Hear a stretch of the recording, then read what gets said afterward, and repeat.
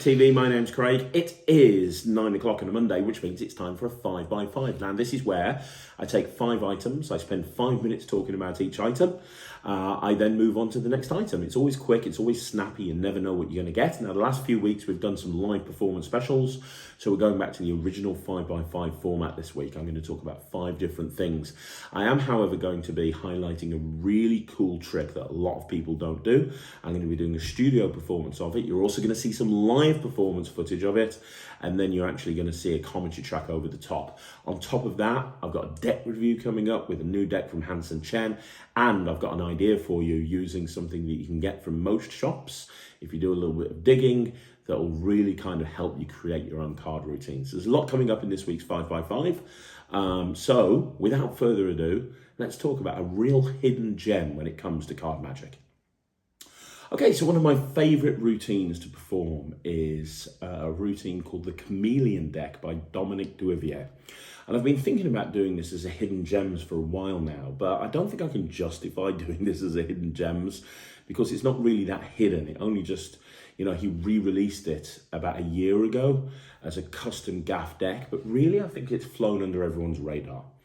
And one of the reasons I think it's flown under everyone's radar is because the trailer and the ad copy isn't actually that good, but the Chameleon Deck is brilliant. Now, I've been doing the Chameleon Deck for many years, various different versions of it, and the latest custom printed gaff deck that you actually get is incredibly good, very well made.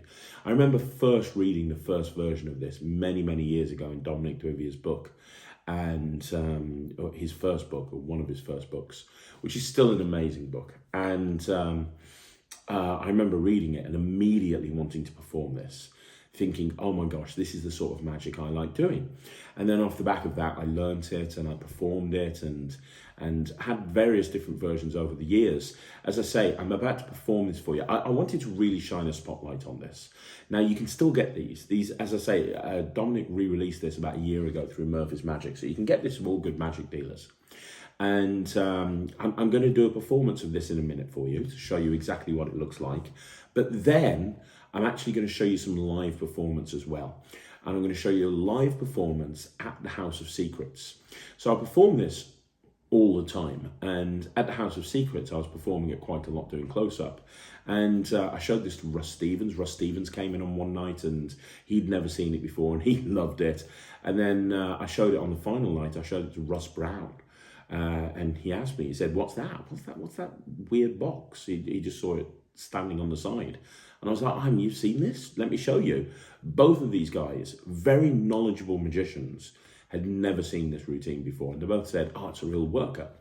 And like I say, a lot of people don't do this. I don't know if it qualifies as a hidden gems, which is why I'm doing it on the 5x5, but I really want to shine a spotlight on it. So I'm going to do a studio performance of it now. Then after the studio performance, I'm going to do a live performance. I'm going to show you some live performance of it. And then after that, I'm going to play that live performance again, but with a commentary track over the top. Okay, so you can kind of see this in every single possible light. And let me just very quickly tell you some benefits of this routine. So first of all, it's not that difficult to do. It's an instant reset. Everything's examinable, including the box. And just by putting the cards away in the box, it resets itself almost instantly. Now, the handling that you're going to see here is my handling. It's my handling, it's my setup. Feel free to deconstruct it if you want to. If you've got Dominic's Chameleon Deck and you want to use my handling, please do so. I changed the handling a lot for a few different reasons. One, I thought that Dominic's original handling was a little bit convoluted for my tastes, and also I wanted to add some visual elements into the routine as well, which is why there's a lot of visual elements where I'm doing twirl changes and Erdnase changes, which weren't in the original routine. Also, there were some moments in the original routine where he was doing some really weird, dodgy looking cuts that I wanted to get away from. So this allowed me to get away from anything that I considered to be a little bit convoluted and just kind of streamline it for my own personal performance. And that's important, when you're performing magic, I think it's really important to actually take something and make it your own. And that's what I've done with this routine. So let's have a look at the studio studio performance, and then we'll switch to live performance at the House of Secrets. And then after that, I will do a commentary track over the top. Here we go. Yeah, and I'm going to show you something kind of weird with a chameleon card. Now, have you ever heard of a chameleon card before? Yeah. You have? Oh, amazing. A chameleon, not a chameleon card. Oh, no, well, a chameleon card, obviously a chameleon is a lizard that can change its colours depending on the environment, right? Yeah. Well, a chameleon card has the same properties as a chameleon, but it's a plain card. Let me show you what I mean. The top card of this deck is actually a chameleon card. Now, it looks like a chameleon, doesn't it? You actually can see right there. It looks like a chameleon. The interesting thing is, whatever card this touches, it starts to look like that card, which I know is absolutely crazy, but that's the fact. Let me show you what I mean. I'll put the chameleon card there. Just say stop. Stop. Cool. We're going to take this card that you stopped on. Doesn't matter whether I see it. I'm allowed to look at it. The 6 of spades. You good with that? Yeah. We'll take the 6 of spades. Now watch this, because this is interesting. If I take the 6 and touch it to the chameleon card, wait a second. What happens is the chameleon card actually changes to look like the 6 of spades. Now the thing is, it's only when they're in contact with each other. So if I leave this 6 over here and I shake it, it turns back into a chameleon. Now this works with pretty much any card in the deck. So let's take the next card, the 10 of spades. Doesn't matter what it is, but we'll use the 10. If I take the 10 and touch the 6 and then touch the 10, what actually happens is that 10 actually starts to look like a 6, right? Because I touched the 6. Now, it's only for a second. If I take that 6 and wait, it turns back into a 10. But if I touch the 6 and touch the top card of the deck, now I've got 2 6s. I can actually get more than one chameleon card. If I touch the chameleon, then touch the top card of the deck. Top card of the deck starts to look like a chameleon. Now I've got 2 chameleon cards. I've got this one here. And I've got this one here.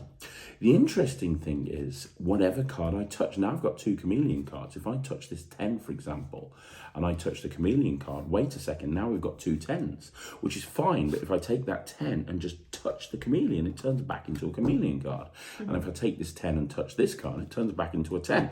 Now I could keep doing this forever and ever and ever and ever and ever, but we'll try one more thing. We'll take another card. Doesn't matter what it is. This one here, the 7 of clubs. This time, I'm not going to use the face of the card. I'm going to use the back of the card. See, if I take this 7 of clubs, oh, by the way, I'm going to take these 2 chameleon cards, just put them at the bottom of the deck. We'll get back to them in a little bit, right? If I take this 7 of clubs, and this time I touch this guy. Now, if I touch the 7 to the top card of the deck, we already know it would turn into a 7. But if I take this 7 of clubs and I touch the back to the card underneath, what will happen is this card now turns into a card that's got a back on both sides.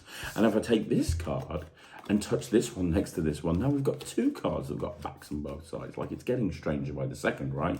So we now know that this chameleon card can literally adapt itself to look like absolutely any card in the pack. We know this.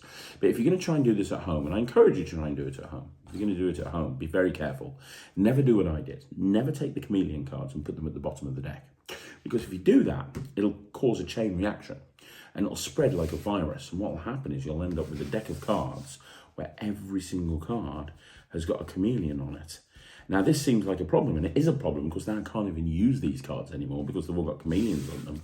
But that's not the only problem.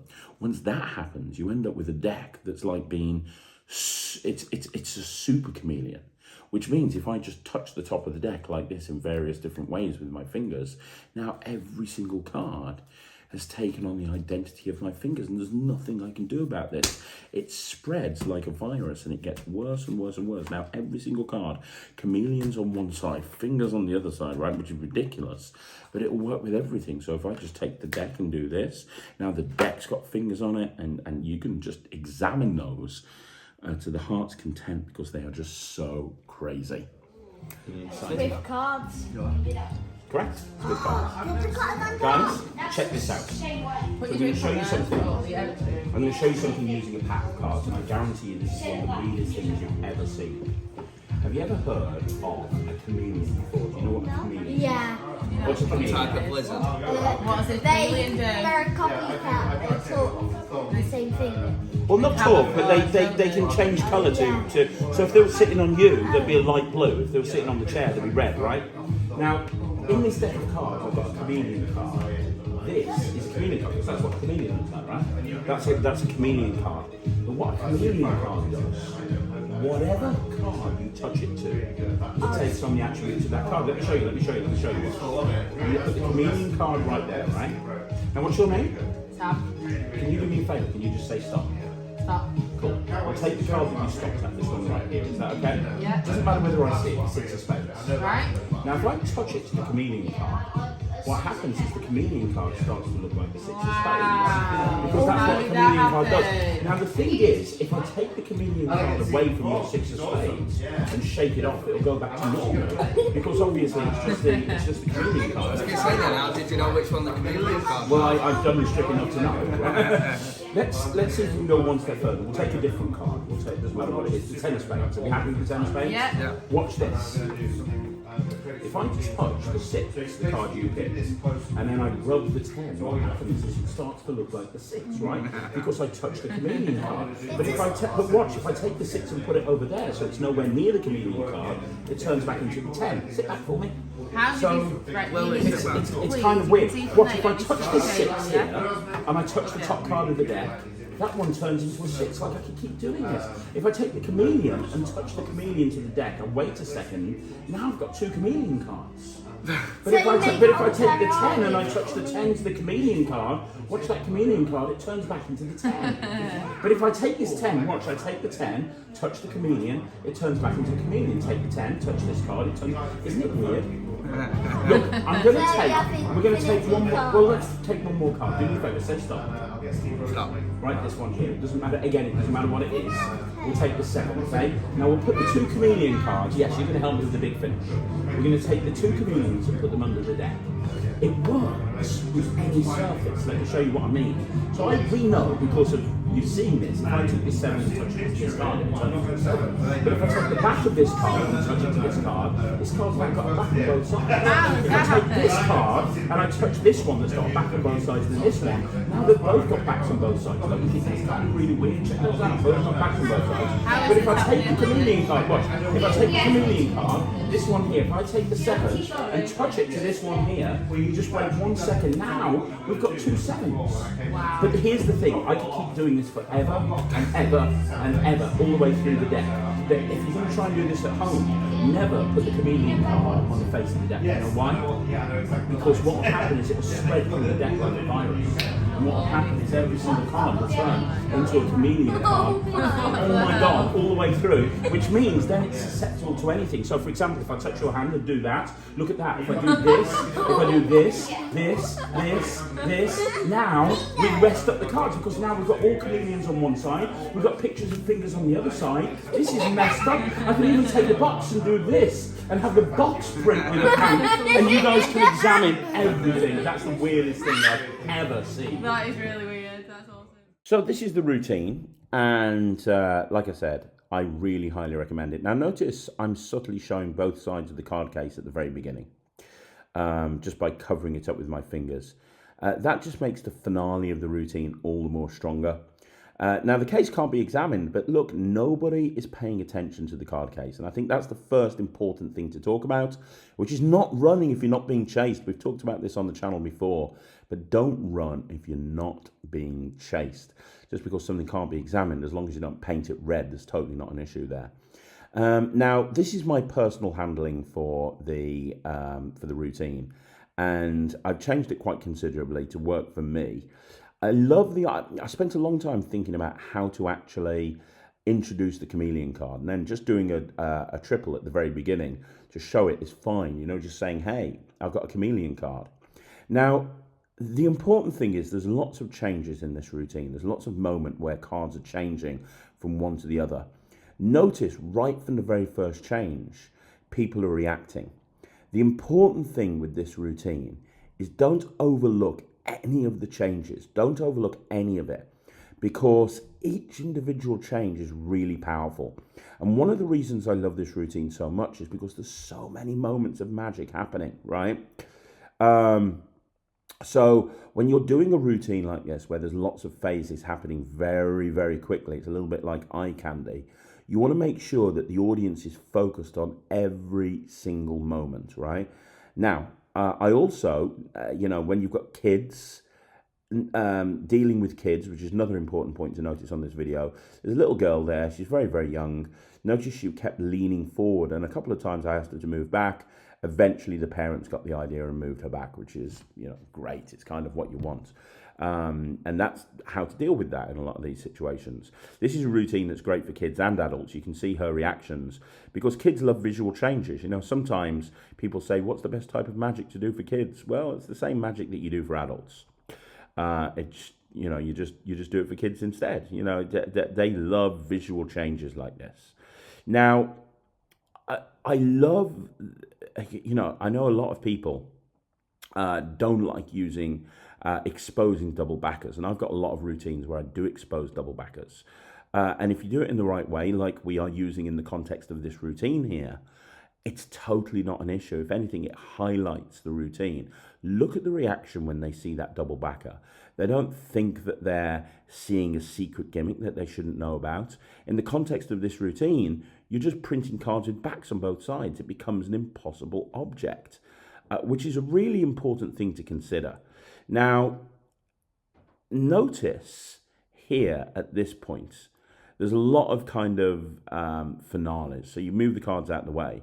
I want you to notice the first thing that happens is obviously they see all the chameleons. Now this feels like the end of the routine. So when you spread these out, look at the reactions. They're going to freak out. They're going to go, what? That just absolutely makes no sense. But the beautiful thing is you've now got this second phase. So when you have this, where all of the fingers appear on the backs of the cards, it's a very, very, very strong moment. And the fact that they can examine all of those cards and they're all chameleons on one side and they're all, like weird fingers and everything on the other side, it's just a really, really, really strong moment. And I think what you need to do when you have multiple climaxes, that's what she said, when you have multiple climaxes, I think it's really, really important to kind of put a bit of space in between each climax. So you have the first thing where all of the cards turn into chameleons, brilliant.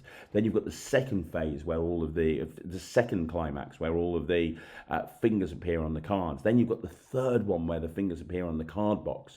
And each moment just makes this go stronger and stronger and stronger. But yeah, I mean, one of the reasons I love this routine so much is just because there are so many strong moments of magic in this routine. There's like about 15 or 20 moments of magic in a 4-minute routine, which is what you want, especially when you're performing to a packed house and you've got to get round and, do this stuff as quickly as possible. But if there's one thing you can learn from this video, it's the importance of framing things and also the importance of how to deal with kids. When you've got kids at a table, don't get annoyed at them. Just nicely ask, hey, sit back for me, and the parents will take it from there as long as you do it in the right way. Okay, so we're going to do a deck review right now, and I am going to be looking at this deck. This is called the Exploration Deck. And it's by www.deckidea.com. And designed by Deck Idea Limited, manufactured by Hanson Chen Productions. And you can actually get this directly from Hanson's website. And it's a very interesting pack of cards. Now, I don't do many deck reviews on this channel. It's not something that I do very often. I do get a lot of people asking me to do deck reviews. So I tend to just do deck reviews on the decks that I kind of find interesting. This is one that I found very interesting. Let me tell you why. First of all, I really like the back design.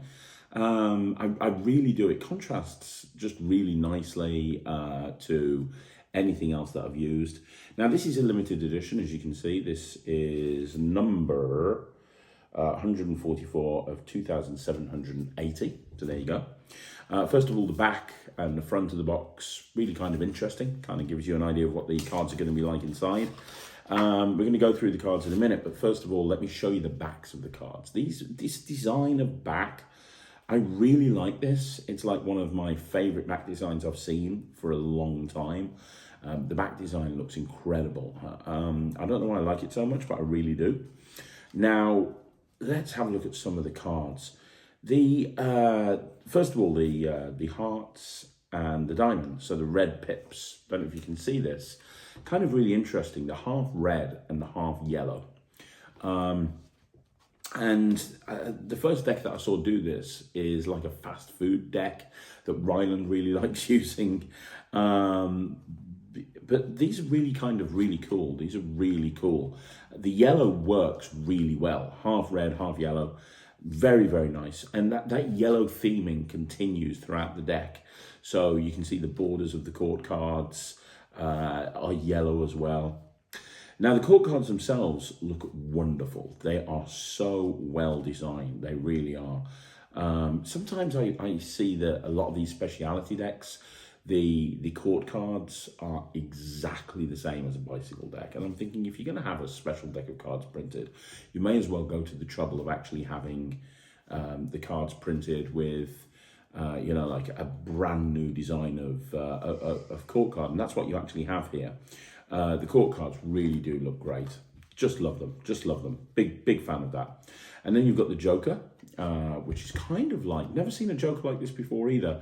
It's kind of like a version of the back design, but printed onto the Joker with big Joker on there, which is also really cool.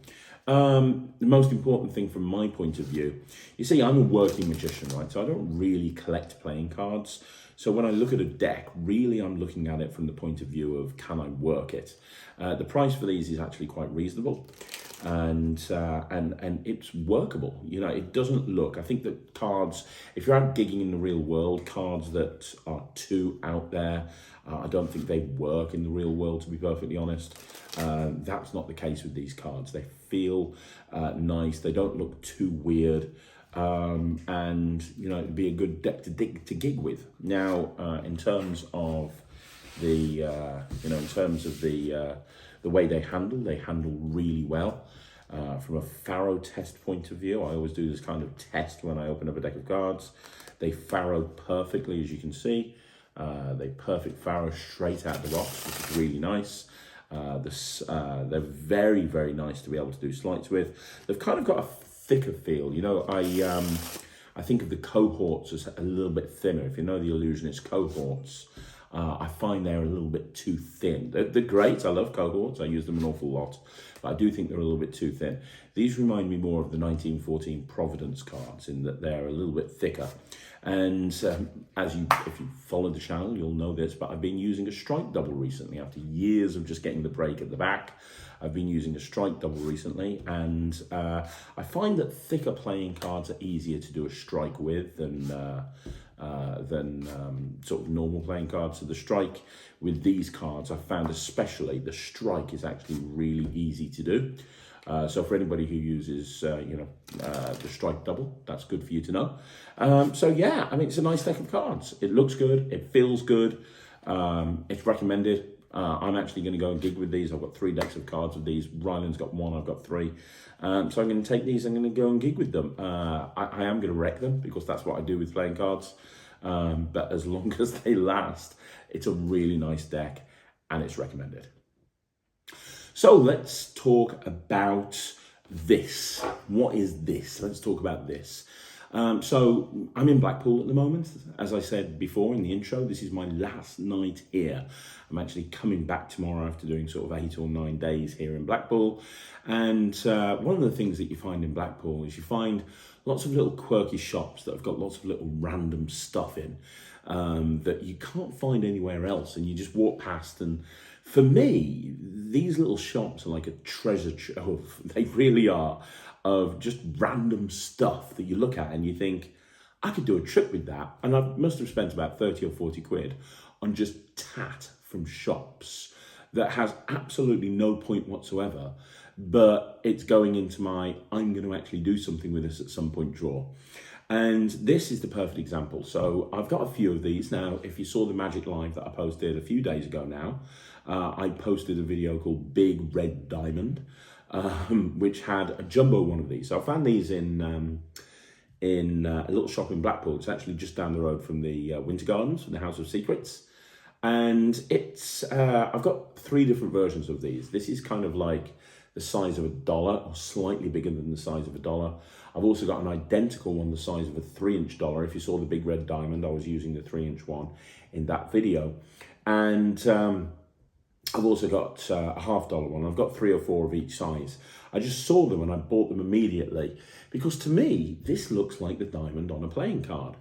And, you know, from a creativity point of view, sometimes you'll see something and you'll just kind of say to yourself, you know what, I can do something with that. I don't know what, but I can do something with it. And a lot of the time, I'll buy something like this. I'll go back to work and I'll put it on my desk at the office. And while I'm working, I'll just look at it, I'll pick it up. I'll then put it back down, I'll fiddle with it, and I'll eventually come up with a whole bunch of routines with it.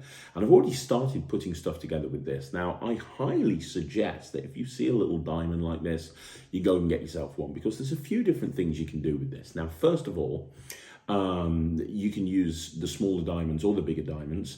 In the big red diamond video that I put up on the Magic Live a few days ago, I used a big red diamond to do a very simple card routine that I actually have been doing in the House of Secrets, and it's been getting an amazing reaction. And you can go back and watch it, but the whole idea is that you force a 5 of diamonds on somebody. You then say you're going to find the card, and you cut to the 4 of diamonds. You put it in their hand, and you say, right, okay, obviously it's not the 4. Let me try again.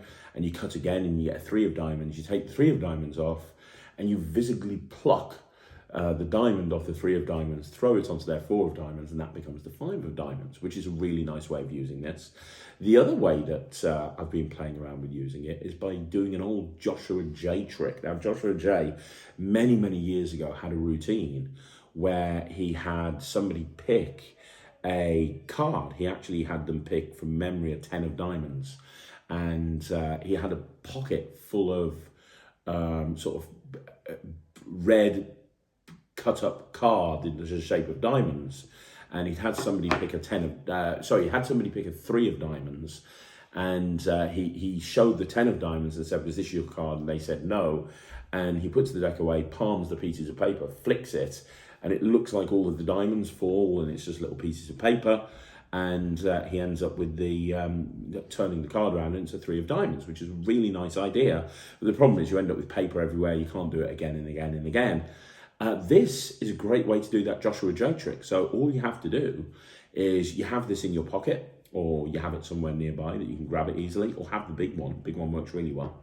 Have them force a 9 of diamonds on somebody, and control it to the top of the deck above the 10 of diamonds. Do a false cut, do a double turnover to show the 10 of diamonds, and say, look, I've cut to your card, the 10 of diamonds. Take it off, and now it's a 9, but you're not showing them that. You put the deck away, palm this diamond, and you say, well, it wasn't the 10, what was it? It was the 9. Oh, I was 1 off.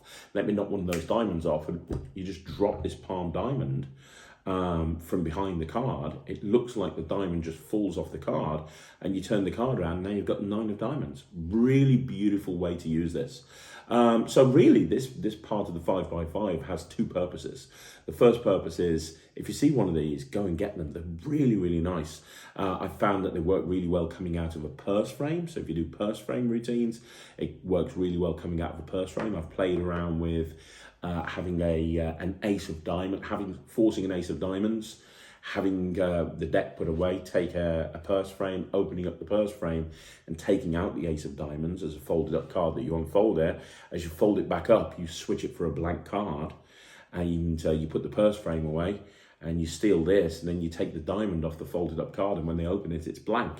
So, you know, there's so many different ways of using it. So the first thing, if you see one of these, go and pick one up. They come in different sizes. You might have to do some hunting around, but they are available. Like I said, if you want to see the big red diamond performance, you can do that on the Magic Live. Second of all, from a creativity point of view, you know, the biggest piece of advice I can give you is, if you see something in a shop and you go, hey, you can do a trick with that, get it. And then just look at it and think about all the different ways that you can do a trick with it. And it might take an hour, it might take a day, it might take a week, it might take a month. But if it's just sitting there and staring you in the face when you're working, very soon you'll have a whole bunch of different things that you can do with that. So there you go, just a little piece of advice. Go and get yourself a big red diamond. And if you get any really good ideas, please let me know. I'd love to see them. So there you go, guys. That's another 5x5 in the bag. Thank you once again for joining me right here on Magic TV. Do me a favour, let me know what you think in the comments down below. I would love to know your thoughts. What do you think of the Chameleon Deck? Do you do it? What do you think of it? Is it something that you would do? Is it something that you wouldn't do? I'd love to know. Don't forget, if you want to see more videos like this, like the video, subscribe to the channel, leave a comment down below. I'm going to be back again tomorrow with another video. And if you haven't already done so, please go check out The Netrix. It's www.thenetrix.com. You can go check it out and see what all the fuss is about. I'll see you again soon. Thanks for watching. My name's Craig from Magic TV.